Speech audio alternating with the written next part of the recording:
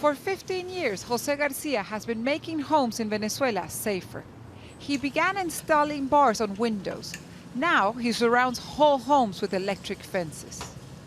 Jose Antonio says he's seen how crime has exploded and how the most common concerns changed because of fear.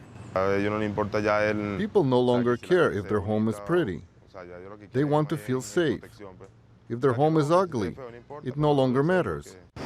Caracas, once considered amongst the most modern capitals in Latin America, is increasingly seeing its modernist architecture replaced by jail-like fortifications. Fear is the guiding principle.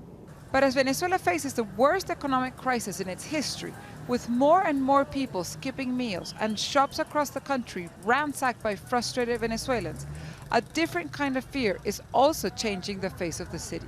All the shops along this road have their metal doors half open. Their owners say they've had to reinforce security. These days, they're not so much afraid of crime as they are of yet another food riot. Shop owners in Petare say that between food shortages and now the threat of looting, selling goods is increasingly difficult. We are nervous all the time.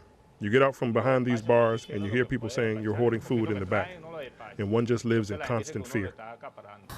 Across the city, Jose Antonio and his partner set out to finish another job, a camera surveillance system in a school. It seems no one here is safe.